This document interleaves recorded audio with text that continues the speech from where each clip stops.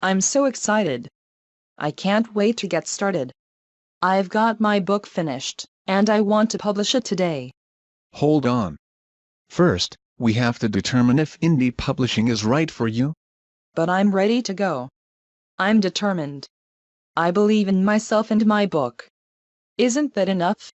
It's a good start, but an effective indie publisher needs certain characteristics. I'm not sure I understand.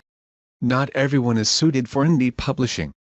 While indie publishing offers great opportunities for the right people, some writers are better off pursuing traditional publishing opportunities. What are those characteristics? First, the indie writer needs a strong work ethic. Remember, as an indie writer, you are not only the writer of the book, but also its editor, publisher, graphic designer, formatter and marketer. Even if you decide to outsource some of these jobs later on, you will still be the final word on what is sold. That means you have to be actively involved throughout the publishing process. Like many other things in life, while the rewards are great, the work is equal to the reward. Well, I'm no stranger to hard work. I'm ready to roll up my sleeves and get started. That's good to know. In addition to a strong work ethic, you also need self-discipline. You won't have anyone else setting deadlines or asking when those edits will be done. You have to be able to set your own deadlines and meet them. Some people work best when they have someone else providing the accountability. If so, indie publishing is going to be hard for that person. I don't mind working on my own. And if I set a deadline for myself, I will usually keep it. Good. That type of attitude will serve you well publishing your own work. Next, indie writers need a commitment to excellence. Remember, everything about the book you publish is a reflection of you, from the content to the editing to the cover design.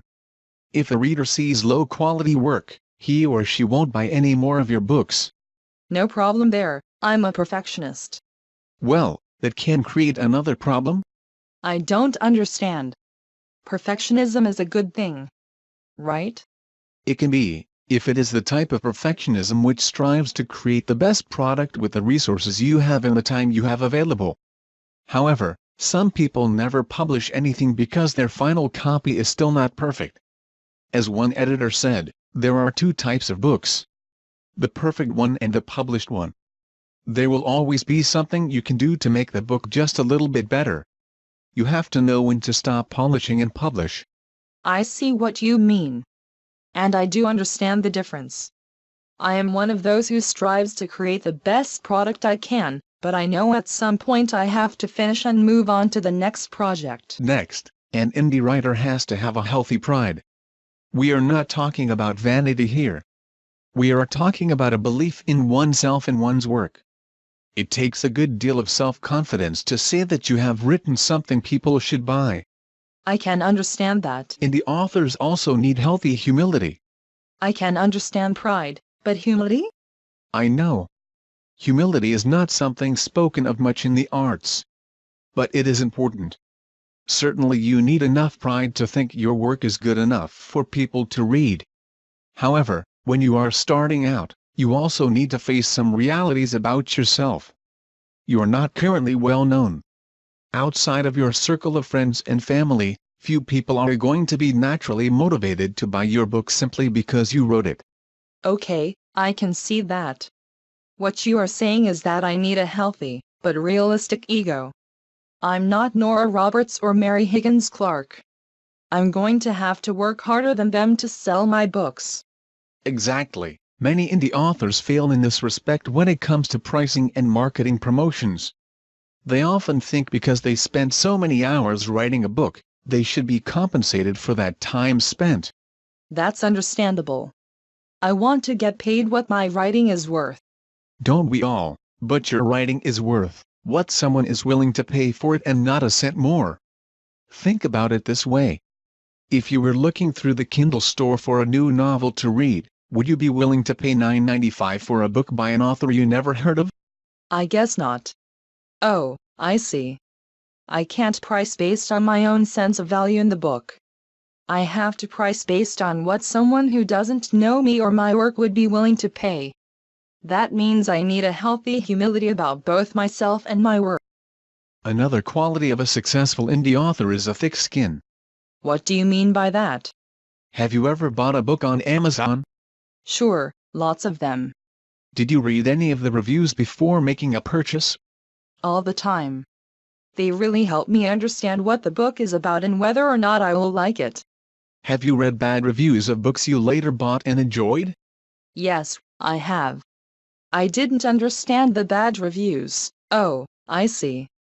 You are saying I'm going to get some bad reviews. Exactly. Nobody gets universally good reviews. And, online, hidden behind an anonymous screen name, some people can be quite cruel in their approach.